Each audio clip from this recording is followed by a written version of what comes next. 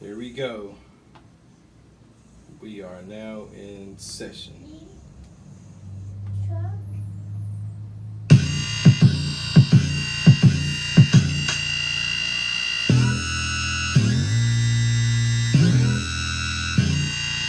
You like that? No, no, no.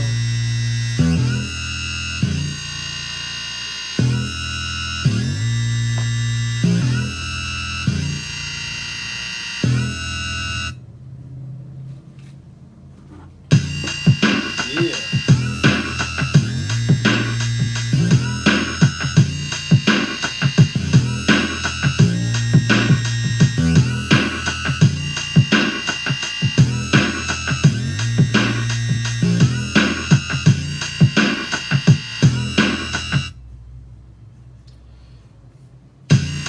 What's going on, guys?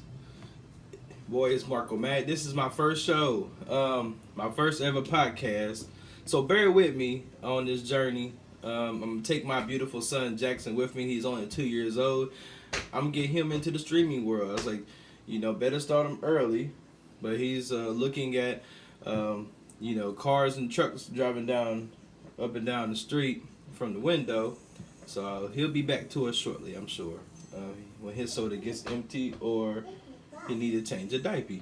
So, what's going on, guys? There's a couple of stuff I want to talk about today. We got some new game releases that's coming out, and we got some new releases that just launched.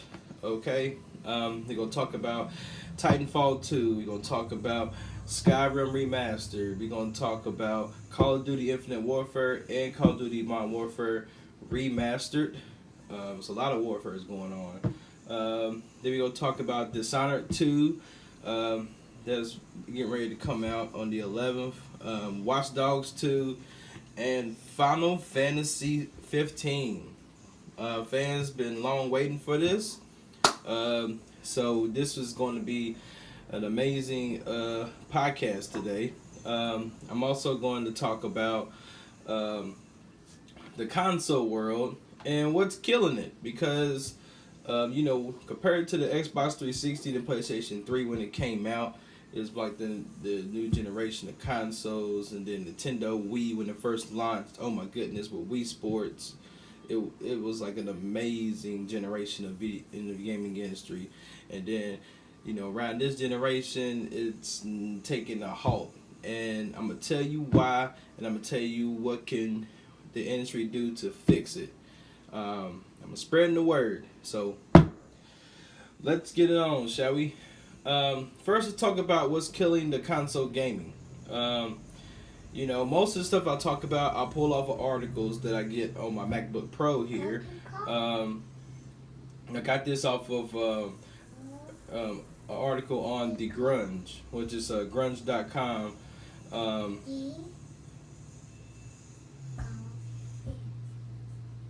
He's silly. Alright. Now, I'm going to paraphrase what they all put on the article. I didn't get a chance to read a lot of it, but, I'm going to try to summarize as much as I can. Pretty much it's saying that the PlayStation only purpose is to make you unhappy, and Xbox is just a vampire that comes to life at night and sucks your wallet dry. I like that. They call it the vampire box. Console gaming has become, difficult to justify as technology shift and gamers' attitudes change. We going from people that play, single player RPGs, with sport games. Now they're playing MOBAs and MMOs on consoles. I mean, the industry has changed a whole lot, and I agree with that part.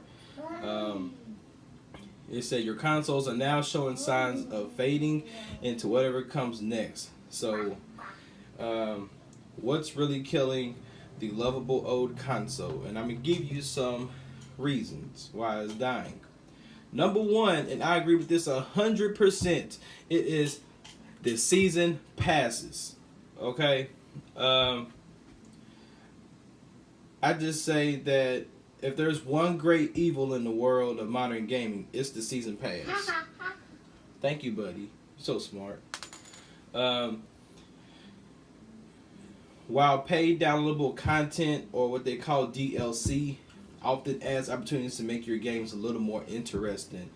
These bits of extra fun can add up to a pretty large price. In order to, mitigate these cumulative costs, publishers begin to release season passes, which discount the cost of all related content into one huge package, which is usually the cost equivalent of buying the game twice. You hear that? It's equivalent. Season passes are equivalent of buying the same game twice. Just keep that in mind.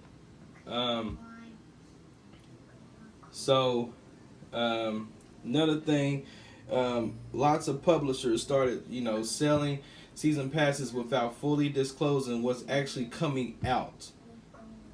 Is that extra cost for Sub-Zero or Mortal Kombat really worth it? Maybe for me, because I'm a huge Sub-Zero fan, but he should already be on the game. If you think about back in the day when these games came out on the Super Nintendo and PlayStation 1, there were no downloadable content, there were no season passes, the game was fully done. Either you liked it or you didn't. That's what the game industry is missing. Make a complete game, and if you're going to add extra stuff on the game, I'm all for it, but you should wait and halt on the launch of the game and make all the content on one package, because pretty much they're giving you the regular game. Because right now, people industry is learning that these games are not fully done. Okay, Jackson, please. These games are not fully done. You have the game, then you have the season passes, and then you have the Game of the Year editions that have all the DLC. They're ripping the industry apart. I'm telling you, because if you pay $60 for a regular game that you think is fully done, and then you pay maybe $30 to $50 for a season pass, you already forked out over $100 on one game. And then the Game of the Year edition, if you missed out on the downloadable content, they bring it out where you pay one package. And guess how much it costs? The same price that you paid for the regular copy when it first dropped. Tell me that ain't a ripoff. Preach. It's right there in your face. Some people have passion for the game. They love it. They don't care how much it costs. But I think, that the one game that pretty much gives you all the DLC and content, that's worth the money is Batman, because it gives you multiple DLCs. It gives you all the Batman skins you want in the Batmobile. I think the Arkham Knight Season Pass was definitely worth the money, whether people like it or not. Some people may thought it was a ripoff too, but this is why I'm preaching to the whole gaming, all the gamers out there. I'm preaching to y'all because a lot of my friends have gone to the master race of the PC world. And I cannot second guess them why they do that. I'm all for it, but I just can't afford $800 to pretty much $1,500 on a console that I have to keep continually upgrading just to make the games actually play. We're gonna get to that on another day, but today we're here to talk about Season Pass. The second reason why the industry is killing is incomplete games, which I was pretty much, brushing up on earlier, because modern titles rely on day one updates. Shipping buggy or incomplete games has become normalized, and you see it everywhere. There's always a day one patch sometimes, and sometimes when it comes out, it takes a few days for them to update it. But either way, it's not complete. What is that? Is that an alligator? He's so silly. Go back and watch the trucks, because I'm about to go back and watch it with you when I'm doing this. Pretty much, incomplete games has become normalized because fixing bugs and adding content post-release is so normal now. Many companies ship out products that just aren't done yet, and with the expectation that they can finish the game later on every connected console or PC will automatically download the required updates. Unfortunately, downloadable corrections for games has created a culture of laziness for some developers. You can't correct your term paper once you turn it in. So why is this an exception? Hmm. I mean, the guy that wrote this has a point. You know, why you pretty much giving people unworked product? Like, I'm not gonna sit here and go to McDonald's and expect them to get me half a burger and expect me, to pay for the other half. Like, I want everything complete on there. I want that double quarter pounder with cheese. The two meat stacked up with the cheese and tomato. I mean, not tomato, the ketchup, sorry. And, the onions on the sesame seed bun. That's just how I like to kick it, If it's not on sesame seed bun, I'm sorry. I haven't ate a quarter pounder in a while, but you get my aspect. You get my whole analogy of this. Like, why the industry pretty much bring you a game that's not complete? It's only a few games this year I can say that was complete. And even with season passes, which they did not give season passes, we're going to get to that in a second. But it's a game out here that comes with no season pass, and it's going to be a game changer for the console industry. I hope so. But, let's get on to the next one. Pretty much the third reason why, the console industry is dying is because of high costs. So, gaming is not cheap. It's not a cheap hobby. People that have been buying, game consoles for years, even the parents would tell you that the game consoles are not cheap. I work at Best Buy, gentlemen. I work at Best Buy, people. In America or nation, it's crazy how much these parents spend money on consoles for their kids just to keep them quiet or keep them sane. I had one lady come in Best Buy last week and bought 2 of the Gears of War 4 limited edition consoles. Now, this is the red one with the 2 terabyte. It's amazing. It's delicious. Yum, yum. The season pass is included with the full, every content on the game. You get Gears 1, 2, 3, 4, and Judgment all on one console. I told her it's a great package. She said she was buying for 2 of her sons, and they don't like to share. So guess what she did? She bought 2 of the same consoles. Tell me what's wrong, nation. They can't share? Now, I came up in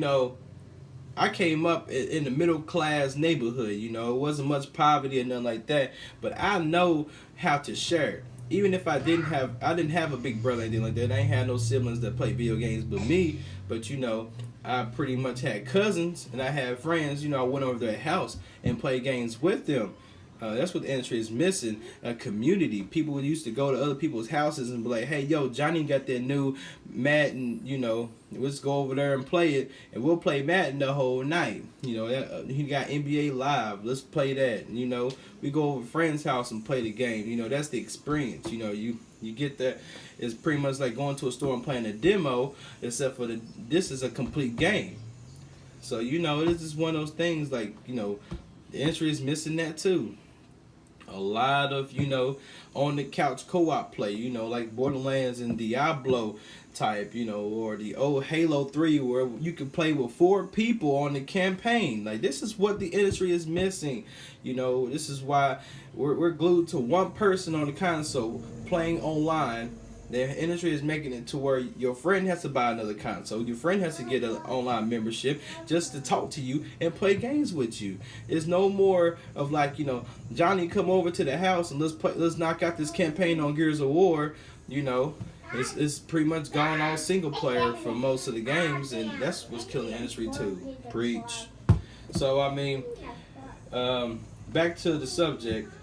Even if you score all of your games on cheap, 6 months after their release, you'll usually still need an internet connection in order to enjoy the full scope of the game, you know what I'm saying? As well as an HD TV, because now if you don't have a flat screen TV or HD TV, I really have no respect for you. You have gone to the lowest of lows.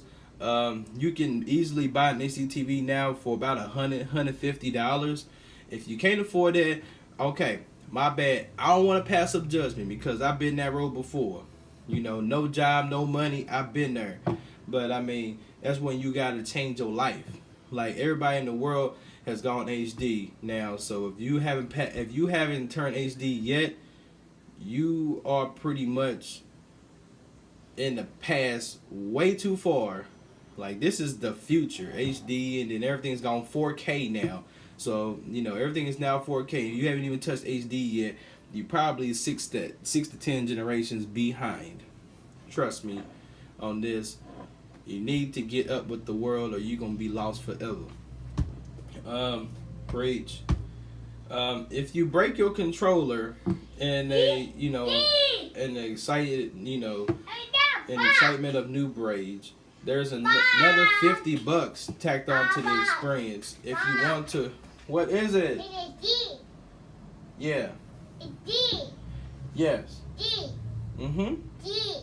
Sorry. I'm a father, so I don't really have much time to podcast.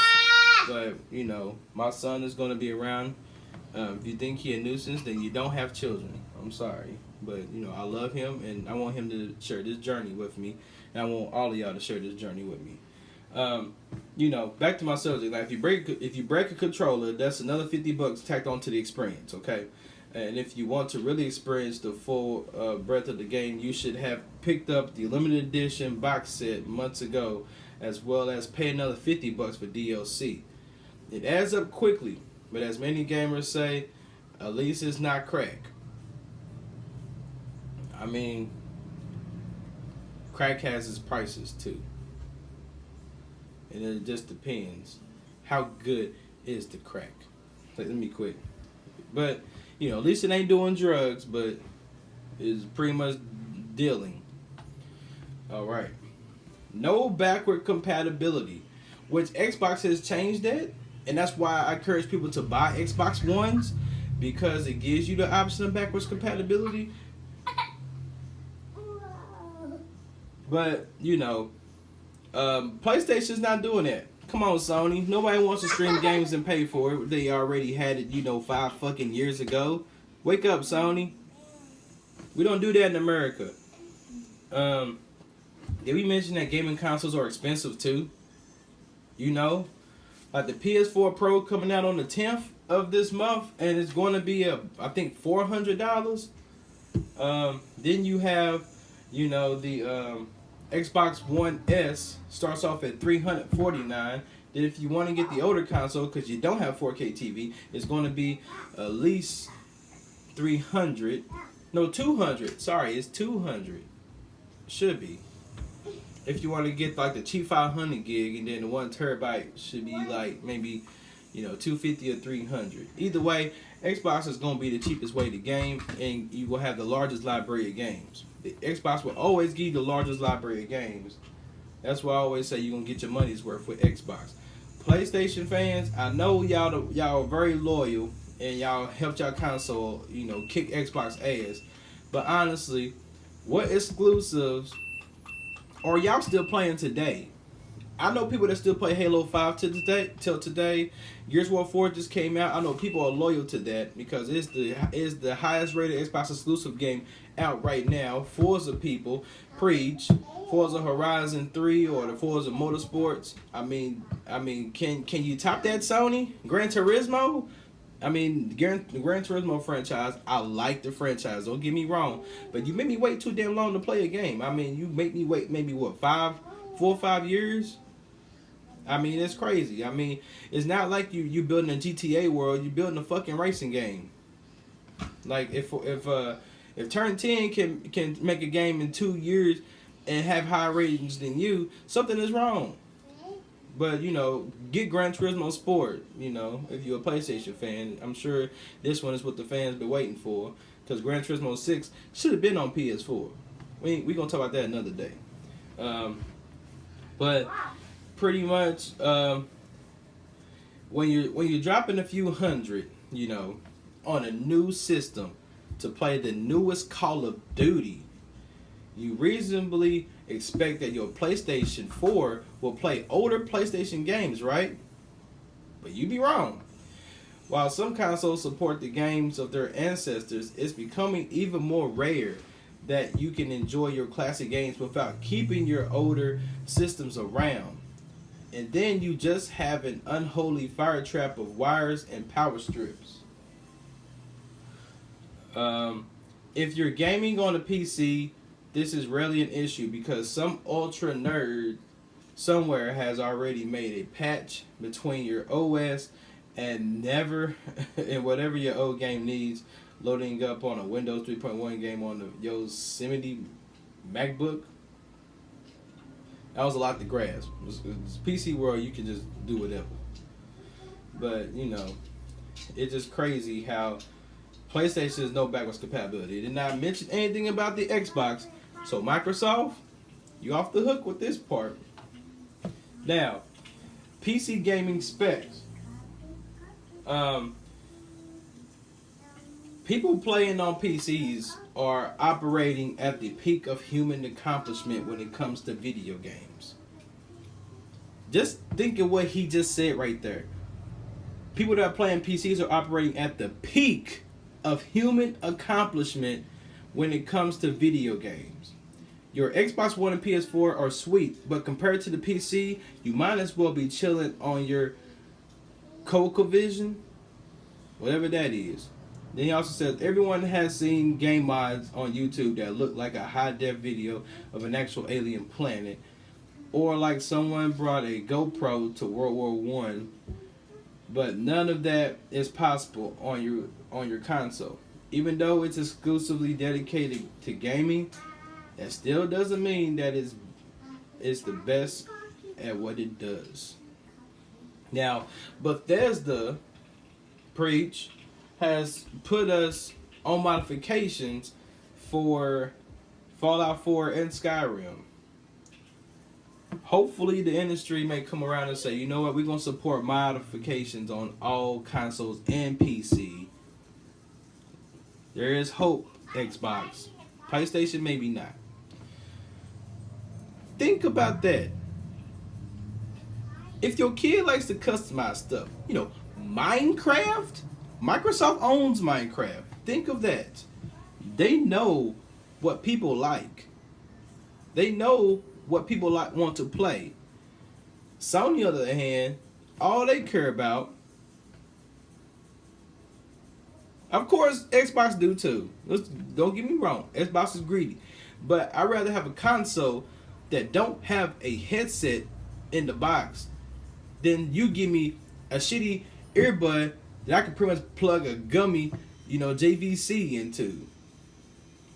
Sony done fucked up with they little earbuds they put into the PlayStation console. That's fucking ridiculous. Nobody's gonna play with that shit unless they honestly have no other option.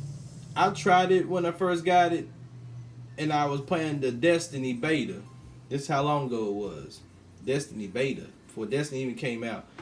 And people can hear me and talk to me, well, but how you get somebody an ultimate gaming experience with just a fucking earbud?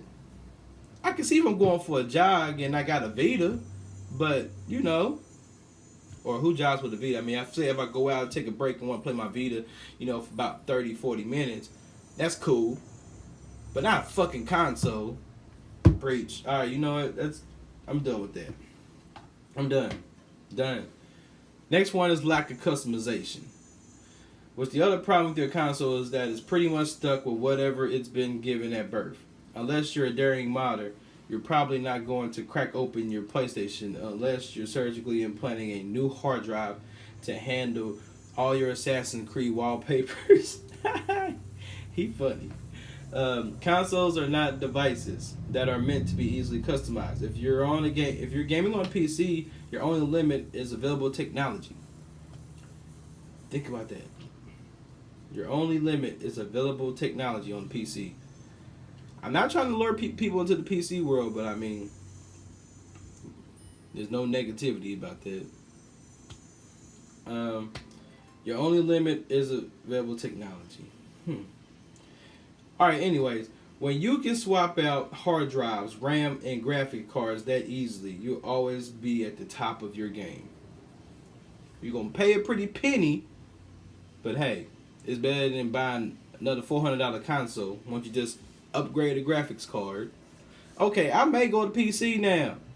My Geek Squad agents at Best Buy, they tell me, you need to build your own PC. You need to play Battlefield 1 with us. They may get their wish.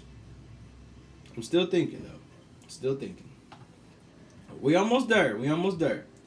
Exclusives. Back in 2002, fans of Namco Soul Calibur had to choose between exclusive characters like Link, available to your GameCube, stand corrected, or Todd McFarlane's Spawn, available only on the original Xbox. Exclusive characters are just one element in the line of console-specific games. Game modes, weaponry, maps, or any manner of game elements that sometimes lead to gamers just to choose not to pick up the game at all. Is anyone really going to buy a Wii U just so they can play Bayonetta 2? Some may. Some may not. That's very short with this. Now, the other one is called commitment.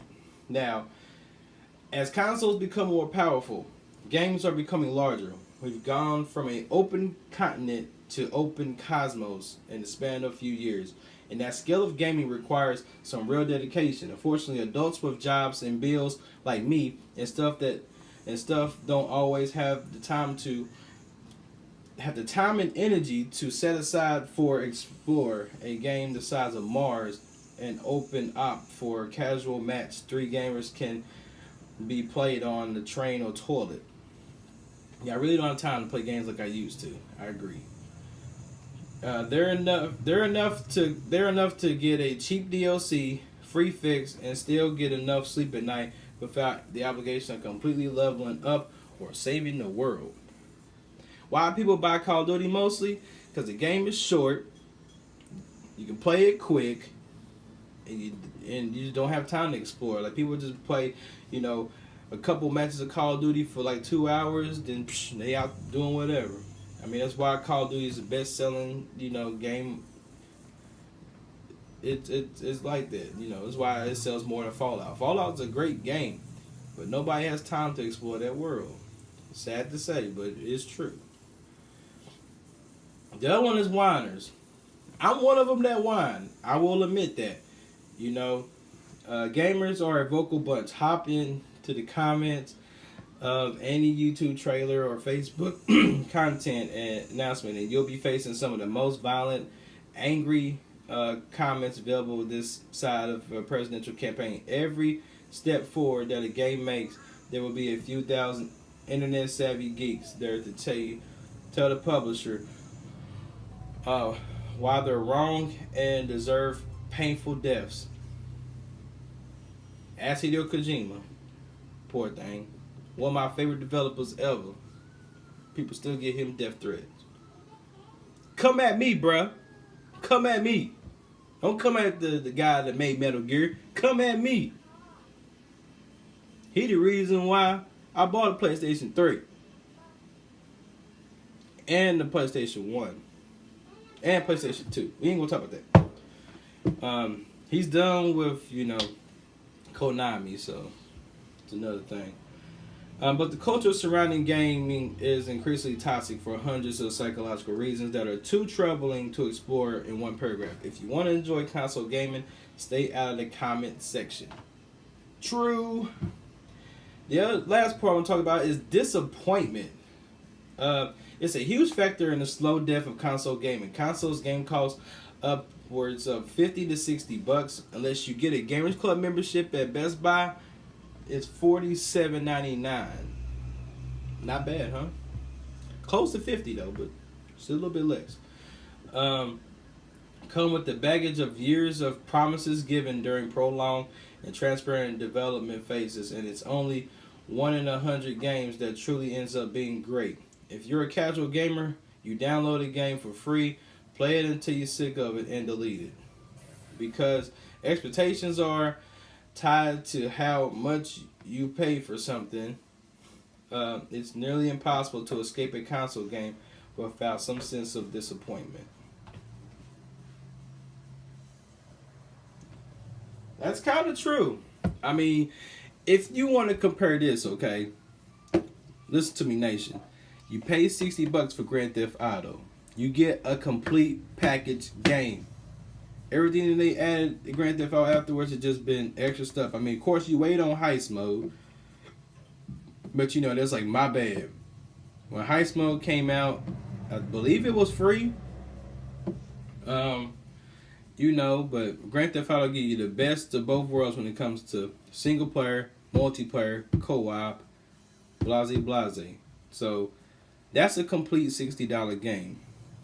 Now, if you want to sit here and talk about, short, very short games, or even remastered games like Bioshock, they make you pay $60 to put to remaster three of the same games that you already fucking, hit platinum on PlayStation, or you pretty much, had 1,000 gamer score or more. That's just a ripoff.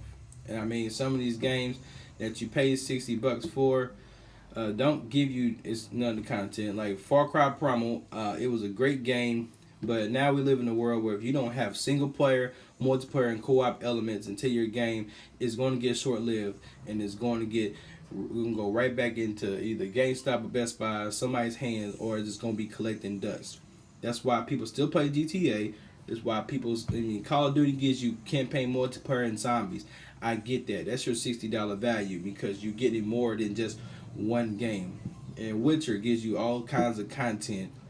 100 hours of gameplay when it first came out. I get that. But there are some games that are not complete and make you pay $60 for it. This is why you get on YouTube and listen to me and other people in the world. We can tell you if the game is worth buying.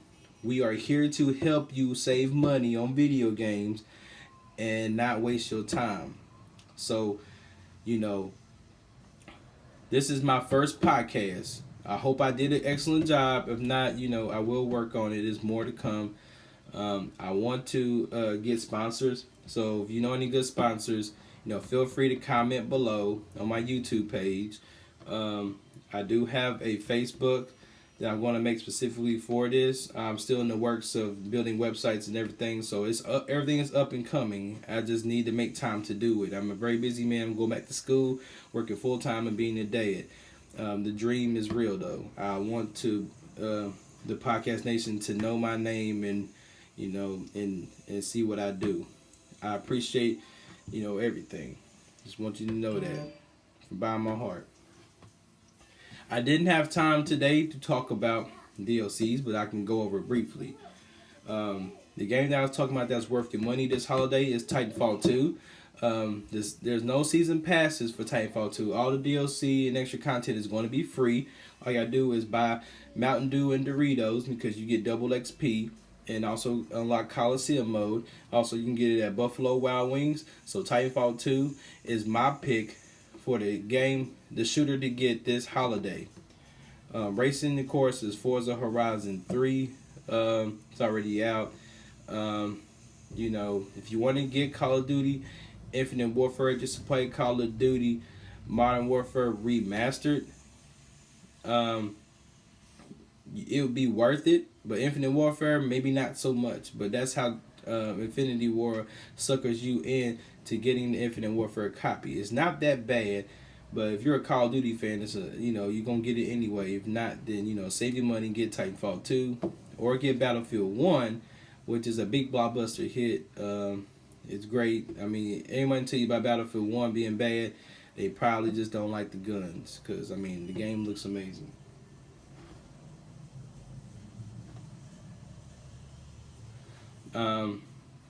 So with all that being said, I hope this podcast helps you on why the industry is killing the console world, and I hope we all rebel.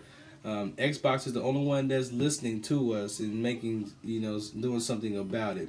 They have brought out backwards compatibility. They are making their consoles better.